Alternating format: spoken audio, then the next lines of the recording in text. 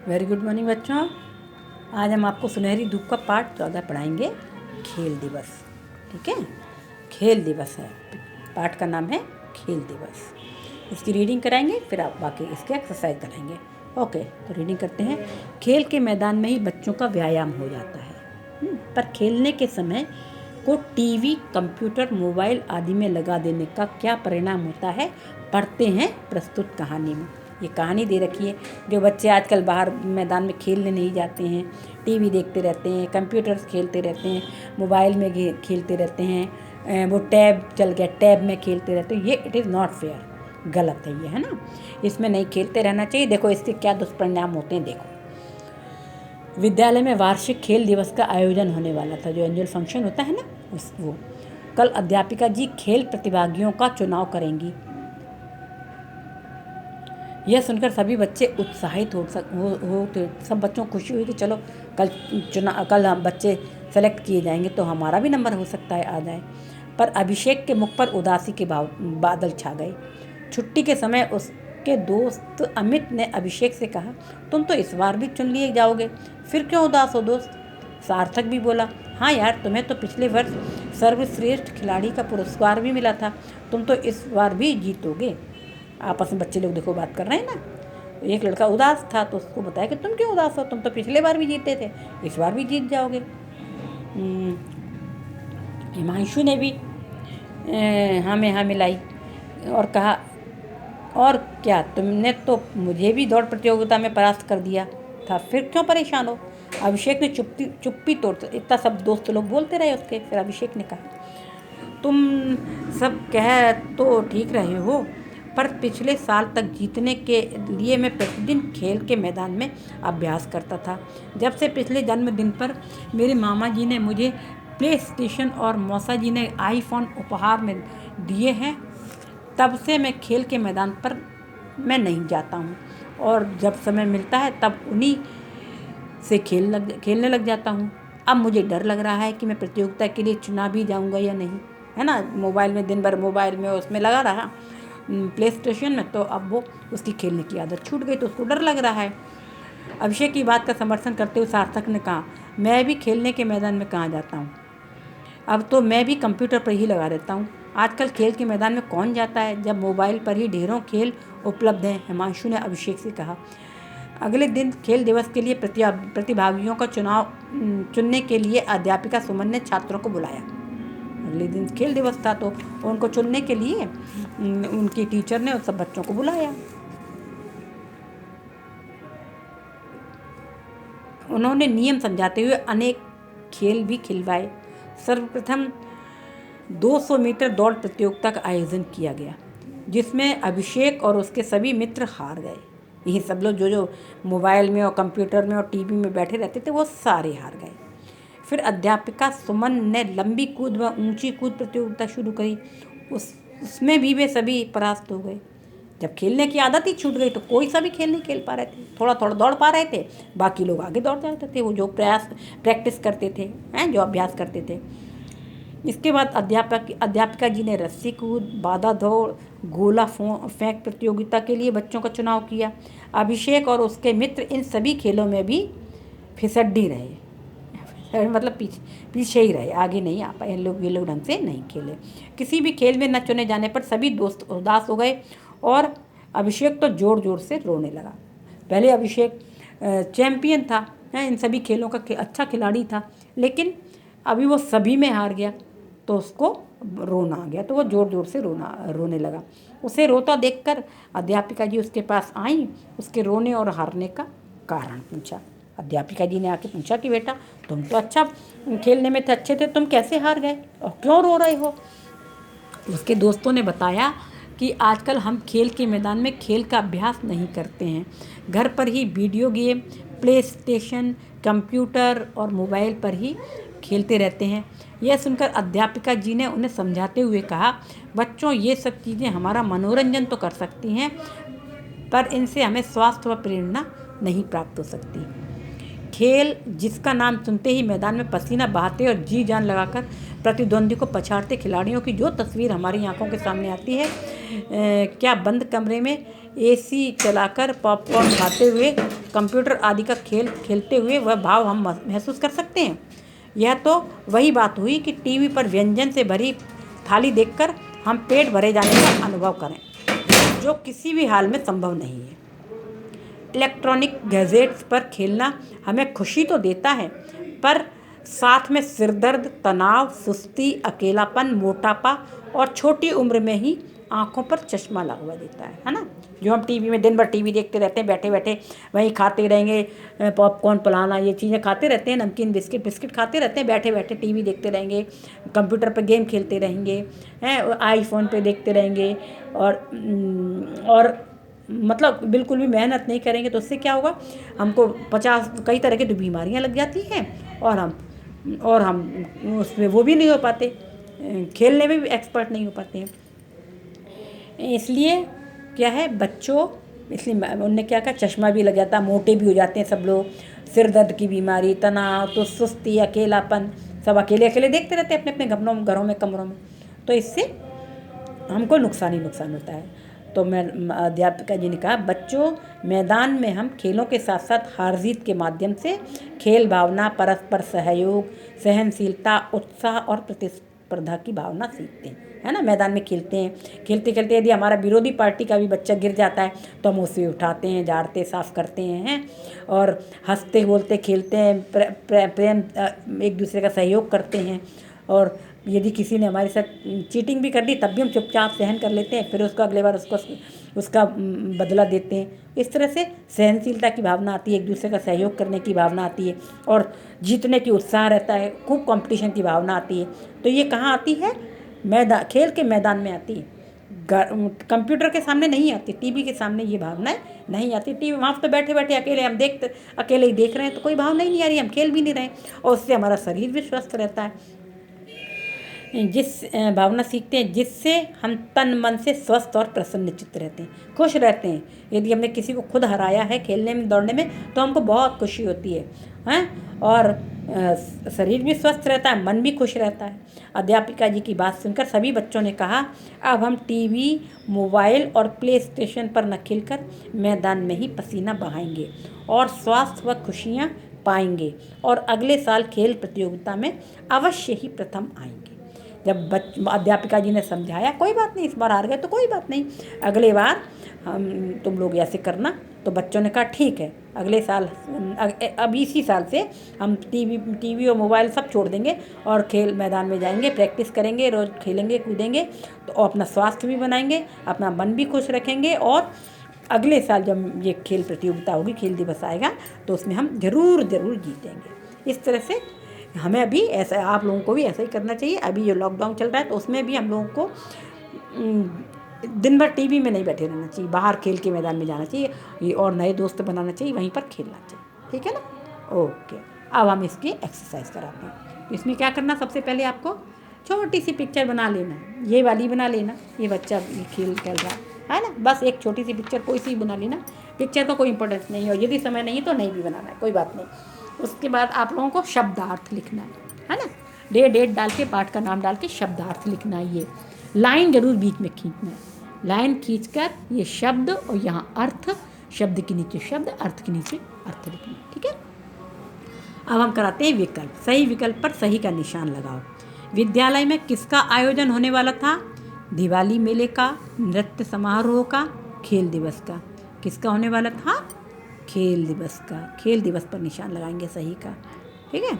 अभिषेक को पिछले वर्ष किसका पुरस्कार मिला था?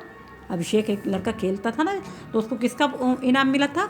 सर्वश्रेष्ठ गायक का, सर्वश्रेष्ठ खिलाड़ी का, सर्वश्रेष्ठ अभिनेता का। किसका मिला था? खिलाड़ी का, क्योंकि वो अच्छा खेलता था, है ना, गाना नहीं गाता था और वो एक्टिंग नहीं अच्छी करता था, अभिनय नहीं करता था, इसलिए सर्वश्रेष्ठ खिलाड़ी का।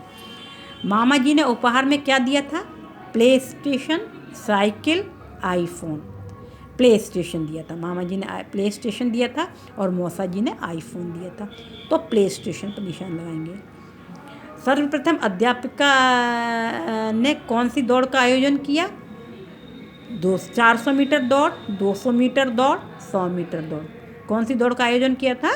200 मीटर दौड़ का, है ना। तो पहले में हुआ खेल दिवस, दूसरे में हुआ सर्वश्रेष्ठ खिलाड़ी, तीसरे में हुआ प्ले स्टेशन और चौथे में हुआ 200 मीटर दौड़। देख लें एक बार, प्ले स्टेशन ही दिया था ना मामा जी ने, हाँ प्ले स्टेशन दिया था। ओके, अब क्वेश्चन आंसर करेंगे हम, प्लीज़। अभिषेक के मौसा जी ने उपहार में उसे क्या दिया? मामा जी ने प्ले स्टेशन दिया, तो मौसा जी ने क्या दिया था? अभिषेक के मौसा जी ने उसे उपहार में आईफोन दिया था। आईफोन ये लिखा है ना, ये मौसा जी ने आईफोन उपहार में दिए। ठीक है, दूसरे का प्रश्न का उत्तर है, सार्थक किस पर खेलता था? सार्थक किस पर खेलता था? देखो लिखा है यहाँ पर, सार्थक भी बोला हाँ यार सार्थक यहाँ पर, सार्थक का मैं भी खेलने के लिए मैदान में कहाँ जाता हूँ? अब तो मैं कंप्यूटर पर ही खेलता। कहाँ खेलता था? कंप्यूटर पर खेलता था। तो सार्थक कंप्यूटर पर खेलता था, खेलता था। अभिषेक के रोने का क्या कारण था? अभिषेक के रोने का क्या कारण था? ये रो रहा था क्योंकि उसके सभी वो और उसके सभी दोस्त हर खेल में हार गए थे। सब खेल प्रतियोगिताओं में हार गए थे, ऐसे लिखेंगे इसको। अभिषेक और उसके मित्र सभी खेल में परास्त हो गए थे, इसलिए अभिषेक रो रहा था। या ऐसे लिखेंगे, अभिषेक के रोने का कारण था कि उसके सभी मित्र और वह सभी खेल प्रतियोगिताओं में परास्त हो गए थे, हार गए थे। ठीक है, सभी बच्चे क्यों उदास थे? सभी बच्चे क्यों उदास थे? नहीं, अच्छा पहले इस वाले ग वाले का प्रश्न का केवल अभिषेक के बारे में बताना। अभिषेक के रोने का कारण था कि वह सभी खेल प्रतियोगिताओं में हार गया था, है ना। ये देखो, ये किसी भी ऐसे, इसका उत्तर तो अभिषेक वाले का उत्तर है, किसी भी खेल प्रतियोगिता में न चुने जाने के कारण अभिषेक रो रहा था। ठीक है, और सभी बच्चे क्यों उदास थे? उसका भी यही है, सभी बच्चे इसलिए उदास थे कि वे सभी खेलों में पराजित हो गए थे। सभी खेल प्रतियोगिताएं हुई और वो सारे खेलों में पराजित हो गए थे। ठीक है, ये दोनों का उत्तर एक जैसा ही है, लेकिन इसमें अभिषेक पर्सनल के लिए है। अभिषेक किसी भी खेल में नहीं चुना गया था इसलिए रो रहा था, और ये सभी बच्चे इसलिए उदास थे क्योंकि वह किसी भी खेल प्रतियोगिताओं में नहीं चुने गए थे। ठीक है, अब लिखित, सार्थक ने अभिषेक से क्या कहा? सार्थक ने अभिषेक से कहा, ये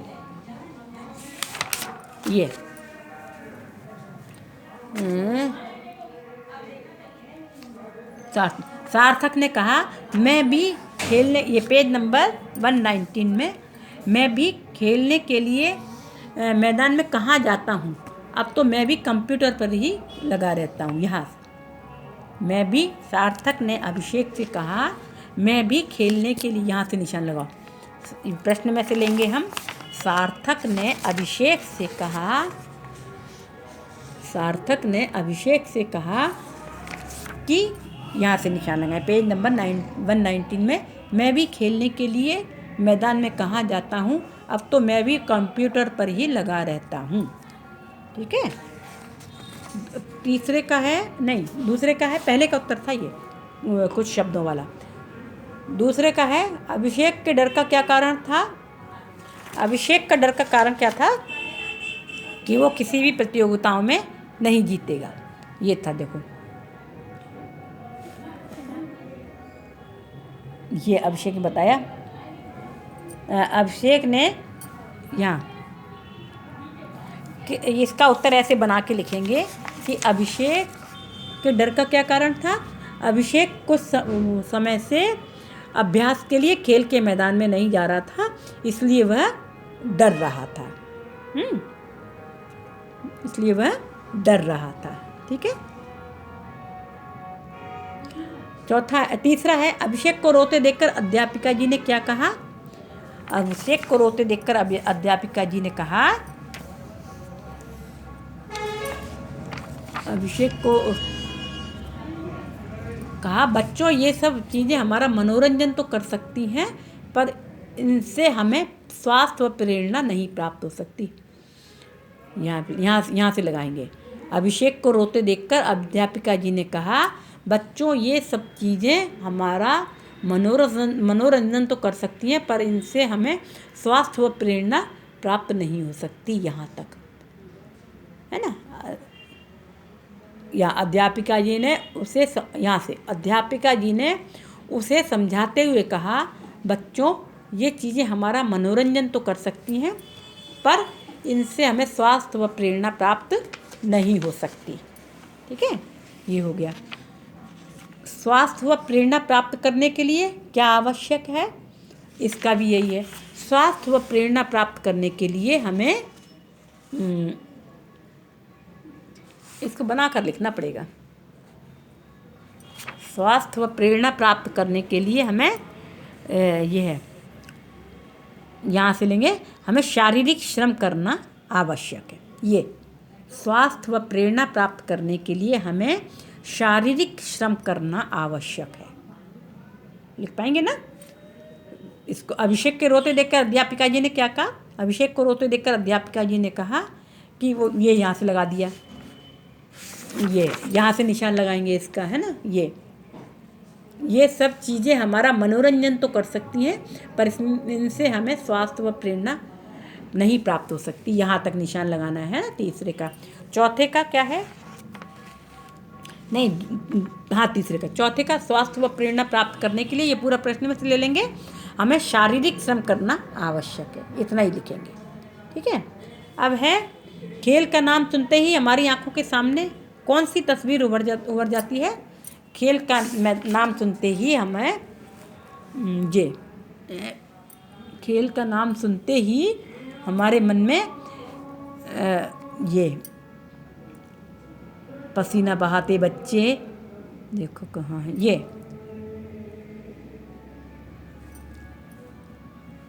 कहाँ है इसका,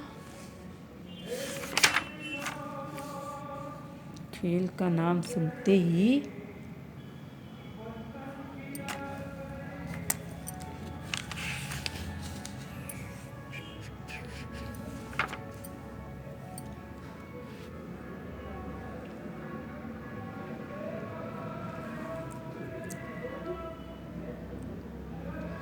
नहीं तो इसको आप बनाकर लिख सकते हैं। खेल का नाम सुनते ही हमारे मन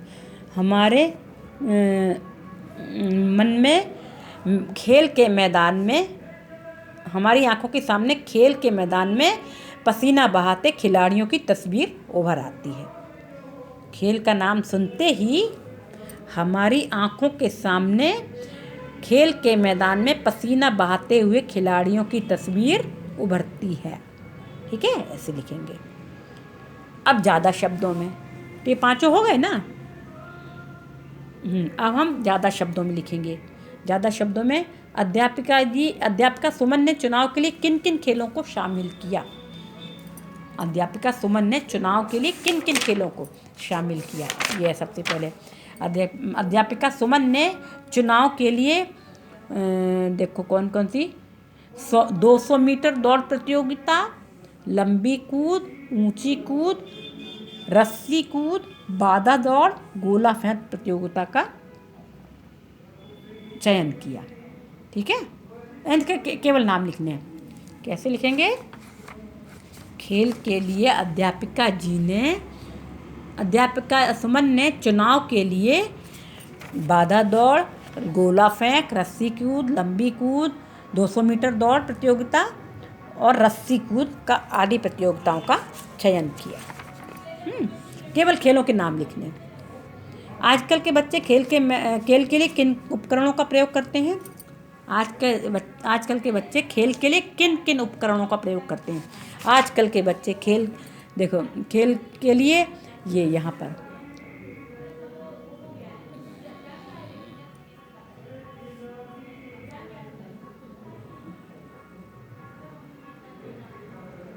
आजकल के बच्चे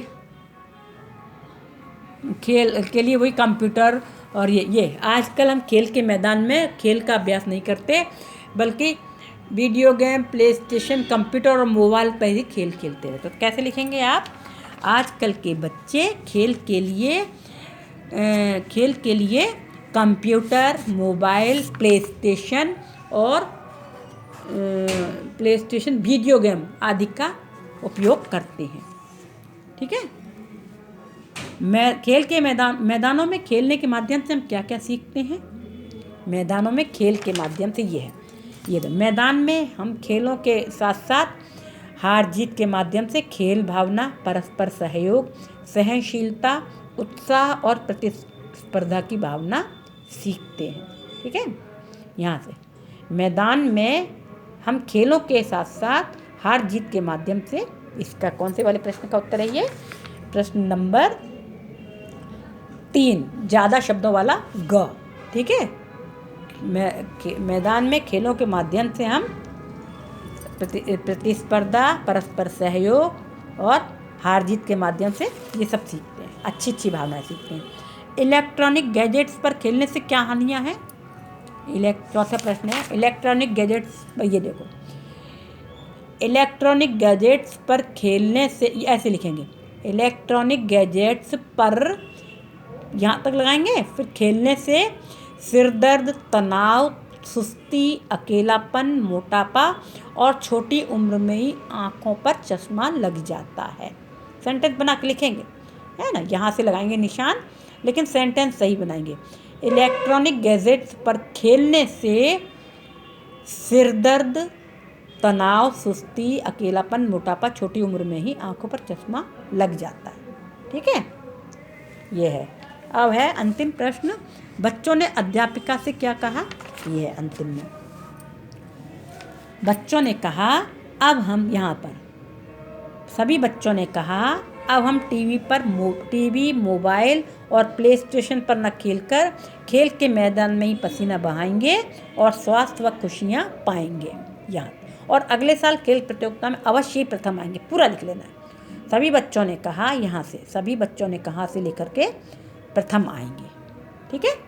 ये हो गया आपका अंतिम आंसर। तो ये क्वेश्चन आंसर हो गए। अब क्या है ये उपसर्ग तो आ सकते, उपसर्ग और वो उपसर्ग क्या है? इनको आगे लगाकर नए शब्द बनाना होता है। जैसे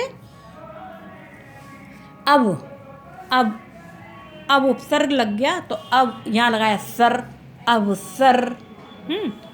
अवहेलना, कुमार्ग, कुमित्र, कुसंगति, कुमार्ग। यहाँ हो गया कुमार्ग। कु यहाँ लगाया संगति, कुसंगति, है ना।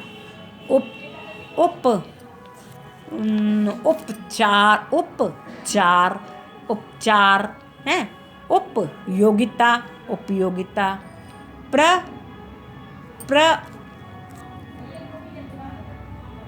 लगा करके ऐसे कोई शब्द बनाना है। प्रथम और इस तरह से ये प्र लगा करके नए शब्द बनाना है, और वो बना हुआ पूरा शब्द जहाँ जोड़ करके लिखना है। ठीक है। निरपराध, निरपराध,